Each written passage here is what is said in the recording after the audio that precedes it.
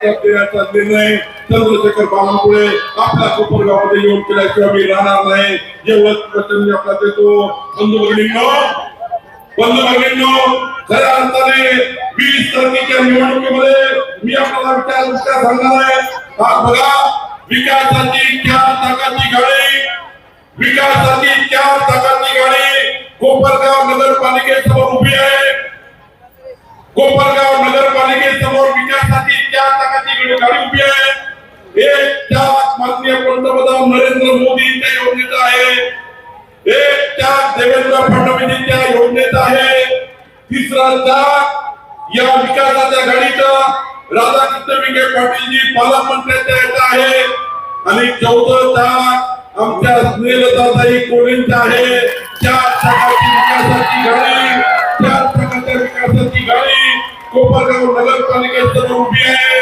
आणि या गाडीमध्ये पेट्रोल टाकण्याकरता चंद्रशेखर बावनकुळे या ठिकाणी कोपरगाव मध्ये आला आहे. काळजी करू नका. या ठिकाणी आपल्या विकासाची गाडी घेऊन आपल्याला या ठिकाणी निघायचं आहे. बंधू भगिनींनो, तुमच्या समोर सवाल आहे. चार चाकाच्या विकासाची गाडीचे चार चाक आहे.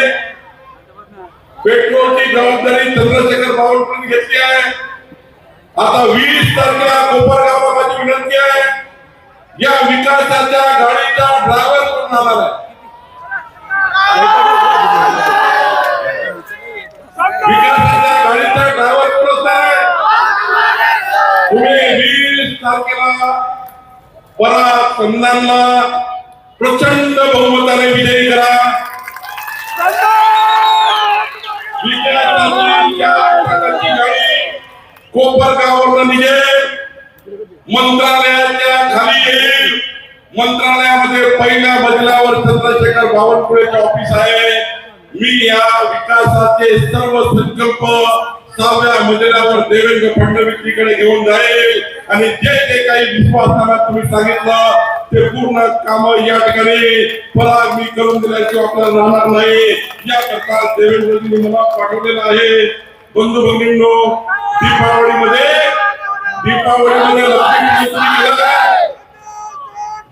लक्ष्मी पूजा केली का?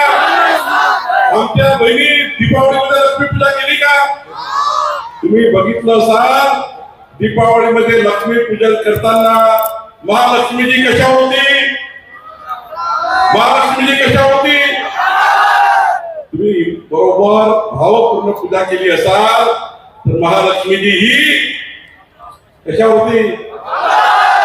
मग कोपरगावच्या विकासाची लक्ष्मी सुद्धा परागच्या कमळावर येणार आहे. माझे काम कराल का? मी तुमचे एवढे काम करून देणार आहे.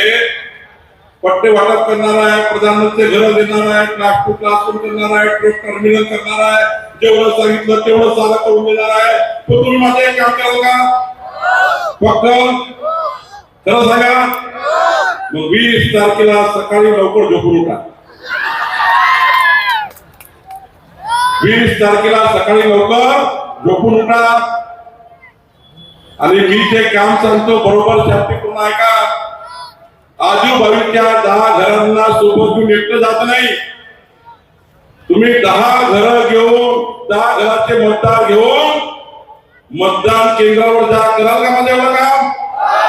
कराल का? तुम्ही 10 घरांचे मतदान घेऊन जा. एवढ्या जोराने कमळाची, छत्रीची, कंपसीची बटन दाबा.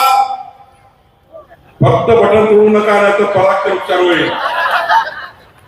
एवढ्या जोराने बटन दाबा. यानंतर कमळाच्या विरुद्ध लढण्याची कोणाची हिंमत होऊ नये. बंधू भगिनींनो, मी तुम्हाला वचन देतो, तुम्ही प्रचंड बहुमताने विजयी करा. तुम्ही 10 घरं सांभाळून घ्या.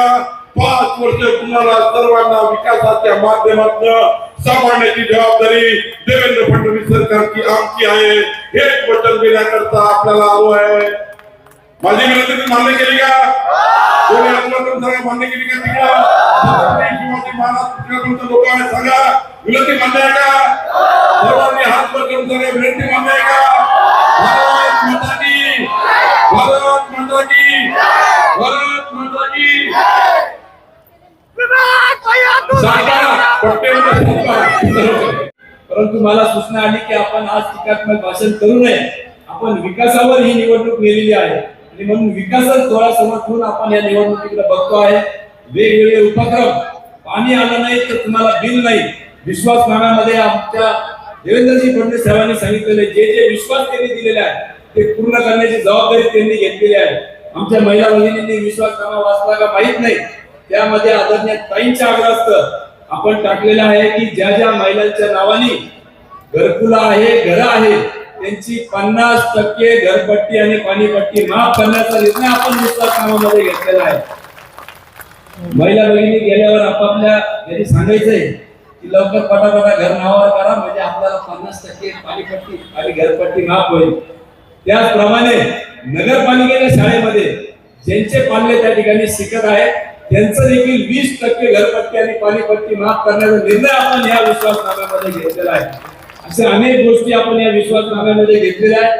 अधिकचा वेळ खरं तर मी घेणार नाही, आपल्याला ताईला ऐकायचंय, साहेबांना ऐकायचंय, परंतु जे काय आरोप, ट्रोल्स किंवा वेगवेगळ्या माध्यमातून होत आहे, साहेब खरं तर कुठली सत्तेतून आम्ही नसताना देखील अनेक प्रकारचे हल्ले वेगवेगळ्या माध्यमातून आमच्यावर होत आहे. सत्तेमध्ये जाऊ न देण्यासाठी अनेक शक्ती त्या ठिकाणी काम करत आहे.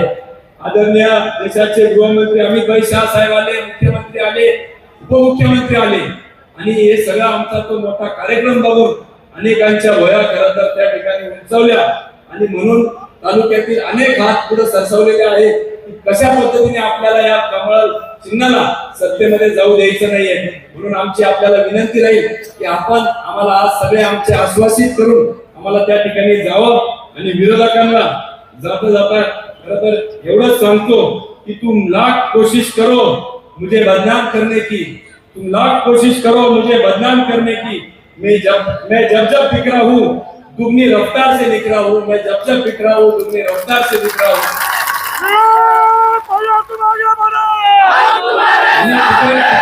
त्यांच्यावर या निमित्ताने करणार नाही. मगाशीच मला आमचे भाई भेटले, भैया आपला पण शेर एकदा तुम्ही त्या ठिकाणी सांगा, म्हणून मी त्यांचा हा शेर या निमित्ताने बोललो. परंतु हमें ना झुकने की आदत है ना किसी को झुकाने की आदत है, हमें ना झुकने की आदत है ना किसी को झुकाने की आदत है, हमें तो बस दिल से दिल मिलाने की आदत है, हमें तो बस दिल से दिल मिलाने की आदत है. धन्यवाद.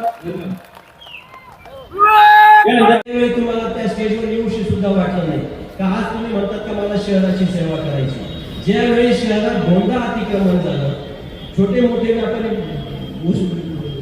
त्यांचे दुकानं गेले, विस्थापित झाले, त्यावेळी आपण कुठे होता, त्यावेळी आपण कुठे रोडवर दिसले नाही. हनुमाननगर मध्ये आमचा एक युवक गटारीत पडून त्यात मृत्युमुखी पडला, त्यावेळी आपण कुठे आले नाही. आम्ही प्रशासनाकडून त्याच्या कुटुंबाला पैसे मिळवून दिले. मुस्लिम धर्माची ज्या वेळी पवित्र ग्रंथाची विटंबना झाली, शहरात भरपूर प्रकारे मोठमोठे मोर्चे निघाले, त्यावेळी आपल्याला यायला वेळ नव्हता. शहरात छत्रपती शिवाजी महाराज असतील, संभाजी महाराज असतील, भारतरत्न डॉक्टर बाबासाहेब आंबेडकर, महात्मा ज्योतिबा फुले, लोकशाही अण्णाभाऊ साठे असतील, आज संत जनार्दन महाराजांची जयंती, गणपती उत्सव, नवरात्र, या 20 वर्षात 25 वर्षात आपण कधी जयंत्या पुण्यतिथ्या केल्यात का? कधीही दिसले नाही. आज 25 वर्षानंतर त्यांना पोटा आला आणि ते म्हणतात मला शहराची सेवा करायची. शहराची सेवा का करायची तर त्यांना भविष्यकाळाने सांगितलं म्हणून शहराची सेवा करायची. पण आम्हाला 21 जणांना आमच्या कर्तृत्वावर विश्वास आहे, आमच्या नेतृत्वावर आमच्यावर विश्वास आहे, म्हणून आम्हाला शहराची सेवा करायची. म्हणून आम्ही तुमच्याकडे ही सत्ता मागतो आहे. आम्हाला सत्ता ही पद भोगायला नाही, आपली सेवा करण्यासाठी पाहिजे आहे. म्हणून मी आपल्याला सर्वांना या सगळ्यांच्या साक्षीने एक कळकळीची विनंती करतो की या शहरात आपल्याला परिवर्तन करायचं आहे.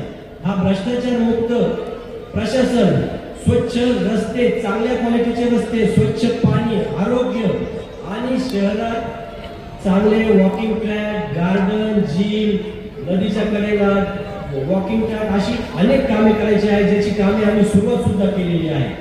तर ही कामे करण्याकरिता आपण मी व माझ्या 30 सहकाऱ्यांना भारतीय जनता पार्टी आरपीआय व मित्र पक्षाच्या चिन्हावर आम्ही सर्वजण उभे आहोत.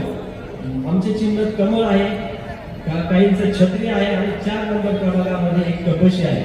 तर आपण सर्वजण मित्र जमलेल्या माझ्या माता भगिनी, आपले मित्र कंपनी, आपल्या पाहुण्या रावळ्यांना सांगा की या परिवर्तनाच्या लढाईत आपण सर्वजणांनी आपलं पवित्र मन आमच्या भारतीय जनता पार्टी RPI मित्र पक्षांच्या चिन्हासमोरील बटन दाबून आम्हाला प्रचंड मताने विजय करायचा आहे.